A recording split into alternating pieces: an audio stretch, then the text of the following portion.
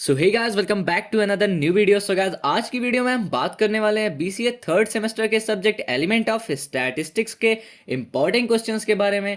So guys, video आपके लिए काफ़ी ज़्यादा हेल्पफुल रहने वाली है, तो वीडियो के एंड तक ज़रूर देखिएगा। सो हे गाइस, मेरा नाम है राजन पांडे एंड स्वागत है आप सभी का आईटी स्टेशन में। So without wasting any time, चलिए वीडियो को स्टार्ट करते हैं।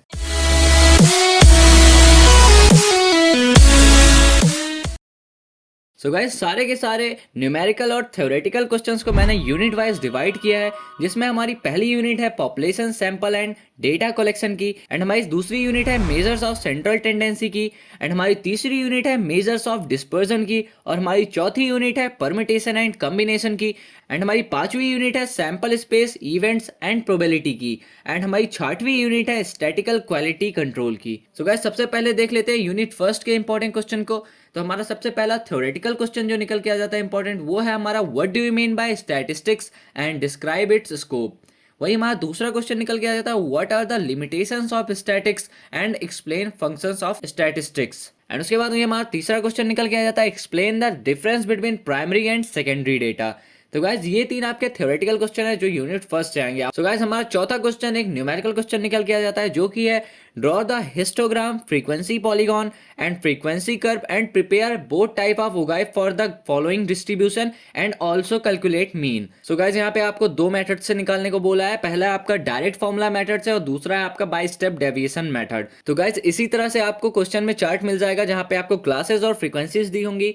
तो ऐसा एकदम एग्जैक्ट क्वेश्चन तो नहीं आने वाला पेपर में, बट सेम टू सेम इससे मिलता जुलता क्वेश्चन आपको देखने को मिल सकता है पेपर में। और हाँ गाइस, हिस्टोग्राम भी पूछ सकता है, हिस्टोग्राम बनाने को आपको दे सकता है। तो गाइस, हिस्टोग्राम को कैसे बनाते हैं ये भी देख लीजिएगा। आप बात कर लेते हैं अपने फिफ्थ क्वेश्चन की। तो ये भी हमारा एक न्यूमेरिकल क्वेश्चन है, find the mean and standard deviation of following distribution X ratio 1 2 4 6 8 9 and calculate the Karl-Pearson coefficient of skewness from the following data। तो गाइस, इस क्वेश्चन में आपको स्टैंडर्ड डेविएशन के साथ साथ आपको कार्ल-पियर्सन कोएफिशिएंट भी निकालना रहेगा। सो गाइस, जैसा कि आपको फिफ्थ क्वेश्चन में चार्ट देखने को मिल रहा है साइज ऑफ फ्रीक्वेंसी का, सेम टू सेम चार्ट आपको मिलेगा, लेकिन क्वेश्चन आपका डिफरेंट रहेगा। तो ये कार्ल-पियर्सन वाला भी एक क्वेश्चन जरूर देख लीजिएगा, काफी ज्यादा चांसेस है इस क्वेश्चन के आने के। एंड गाइस, अब हम बात कर लेते हैं अपने यूनिट सेकंड के इंपॉर्टेंट क्वेश्चन की। तो यहाँ पे हमने फर्स्ट क्वेश्चन में चार टॉपिक्स को लिखा हुआ है, जिनसे आपके थ्योरेटिकल क्वेश्चंस आ सकते हैं।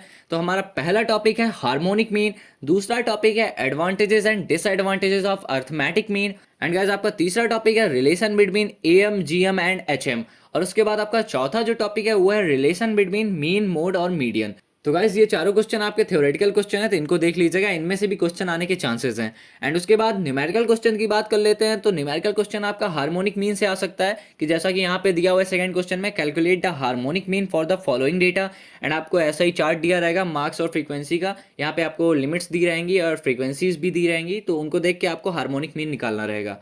सो गाइस, अब हम बात कर लेते हैं अपने यूनिट थर्ड के इंपॉर्टेंट क्वेश्चन की। तो हमारा यूनिट थर्ड में जो पहला इंपॉर्टेंट क्वेश्चन आ जाता है, वो आपका एक थ्योरेटिकल क्वेश्चन है, जो कि है what do you understand by dispersion. तो डिस्पर्जन से आप क्या समझते हैं ये देख लीजिएगा। एंड दूसरे क्वेश्चन की बात कर लें तो हमारा दूसरा क्वेश्चन निकल के आ जाता है एक्सप्लेन परसेंटाइल। तो परसेंटाइल क्या होता है इसको भी देख लीजिएगा, ये भी एक थ्योरेटिकल क्वेश्चन है। सो गाइस, अब बात कर लेते हैं अपने तीसरे क्वेश्चन की। तो हमारा तीसरा क्वेश्चन एक न्यूमेरिकल क्वेश्चन है, जिसमें आपसे पूछा गया है find the standard deviation from the following. तो स्टैंडर्ड डेविएशन निकालना रहेगा। यहाँ आपको ऐसा चार्ट दिया रहेगा, जैसे कि यहाँ पे दिया हुआ है, वेट्स दिए हुए हैं आपको 44 टू 46, 46 टू 48, एंड उसके बाद लास्ट में आपको टोटल दिया हुआ है, एंड उसके बाद नंबर्स ऑफ पर्सन दिए हुए हैं। तो ऐसा ही आपको सेम चार्ट देखने को मिल जाएगा आपके एग्जाम में। तो इन क्वेश्चंस को भी देख लीजिएगा। तो बढ़ते हैं अपने अगली यूनिट की ओर, जो कि है हमारी यूनिट 4। तो अब हम बात करते हैं अपने यूनिट 4 के इंपॉर्टेंट क्वेश्चन की। तो सबसे पहला हमारा जो क्वेश्चन निकल के आ जाता है वो एक थ्योरेटिकल क्वेश्चन है, जो कि है एक्सप्लेन परमिटेशन एंड कॉम्बिनेशन। तो गाइस, परमिटेशन और कॉम्बिनेशन क्या होता है इसके बारे में पढ़ लीजिएगा, और एग्जाम्पल वगैरह भी देख लीजिएगा। एंड गाइस, उसके बाद बात कर लेते हैं सेकंड क्वेश्चन की। तो सेकंड क्वेश्चन आपका एक बोल सकते हैं, ये आपका न्यूमेरिकल क्वेश्चन टाइप है। इसमें आपसे ऐसे पूछा रहेगा, कोई भी एक वर्ड दिया रहेगा, जैसे कि यहाँ पे दिया हुआ है in how many arrangement of word golden will the vowel never occur together. तो आपको यहाँ पे बोला हुआ है, एक आपको गोल्डन वर्ड दिया है। तो इस क्वेश्चन में आपको गोल्डन वर्ड को एक ऐसे अरेंजमेंट में रखना है जिसमें वॉवेल आपका दोबारा से ना आए।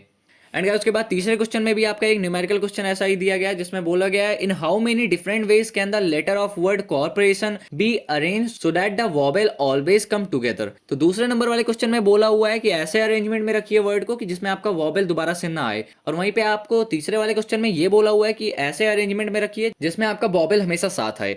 तो गाइज ये क्वेश्चन आते ही आते हैं, तो ये भी देख लीजिएगा, इन दोनों क्वेश्चन में से आने के चांसेस हैं। एंड अब बात कर लेते हैं अपने यूनिट नंबर 5 के इंपॉर्टेंट क्वेश्चन की। तो हमारा पहला इंपॉर्टेंट क्वेश्चन निकल के आ जाता है, explain probability and it's basic terminology. तो प्रोबेबिलिटी से आप क्या समझते हैं और इसके बेसिक टर्मिनोलॉजीज को भी देख लीजिएगा। एंड गाइज इनमें से मैक्सिमम थ्योरेटिकल और न्यूमेरिकल क्वेश्चंस के आंसर आपको हमारे टेलीग्राम ग्रुप में मिल जाएंगे, लिंक आपको डिस्क्रिप्शन में मिल जाएगा, जाके आप ज्वाइन कर लीजिए फटाफट से। एंड उसके बाद हम बात कर लेते हैं अपने यूनिट 5 के सेकंड क्वेश्चन की। तो हमारा सेकंड क्वेश्चन आ जाता है, what is the probability of getting a sum of 9 when 2 dices are thrown. तो गाइज आपके प्रोबेबिलिटी से इस तरह के क्वेश्चंस ऑलमोस्ट बार आते हैं। एंड उसके बाद बात कर लेते हैं अपने थर्ड क्वेश्चन की। तो हमारा थर्ड क्वेश्चन निकल के आ जाता है, a problem in statistics is given to 3 students A B C whose chances of solving it are 1/3, 1/4 and 1/5 respectively. Find the probability that the person will solve if they all try independently. एक problem है जिसमें आपको 3 students दिए हैं and किसी भी problem को solve करने के उनके जो चांसेस हैं वो हैं 1/3, 1/4 और 1/5। तो प्रॉब्लम सॉल्व करने की प्रोबेबिलिटी यहाँ पे निकालनी रहेगी थर्ड क्वेश्चन में। तो प्रोबेबिलिटी से इस तरह के क्वेश्चंस कई बार आते हैं एग्जाम में, बेसिकली आपको लॉन्ग क्वेश्चंस में ज्यादा आते हैं ये क्वेश्चन, तो इनको देख लीजिएगा। तो गाइस अब हम बात कर लेते हैं अपने यूनिट नंबर 6 के इंपॉर्टेंट क्वेश्चंस की। तो हमारा यूनिट नंबर 6 का पहला जो इंपॉर्टेंट क्वेश्चन निकल के आ जाता है वो एक थ्योरेटिकल क्वेश्चन है, जो कि है explain statistical quality control, what do you understand by control chart. तो आपका एसक्यूसी क्या होता है और कंट्रोल चार्ट से आप क्या समझते हैं, तो इनके बारे में पढ़ लीजिएगा। अब वही बात कर लेते हैं अपने सेकंड क्वेश्चन की। तो हमारा सेकंड क्वेश्चन एक न्यूमेरिकल क्वेश्चन है यूनिट नंबर 6 से। तो इसमें आपको क्वेश्चन दिया हुआ है, the following figures give the number of डिफेक्टिव्स in 20 samples, each sample containing 2000 items, 425, 430, 216 up to 389.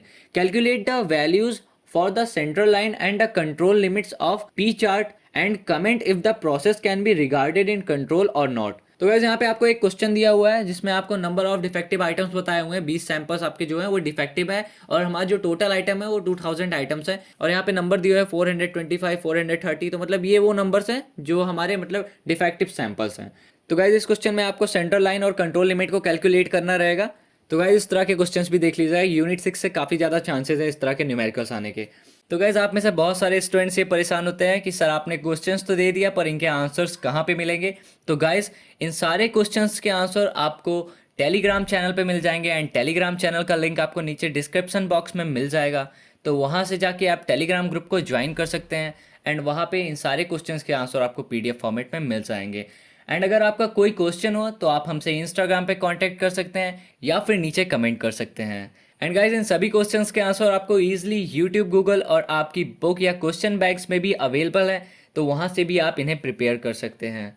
So guys अगर वीडियो आपको थोड़ी भी हेल्पफुल लगी हो तो प्लीज़ वीडियो को एक लाइक करिएगा और ऐसी ही वीडियोज़ के लिए आप हमारे चैनल को सब्सक्राइब कर सकते हैं। तो मिलते हैं आपको नेक्स्ट वीडियो में, तब तक के लिए गुड बाय।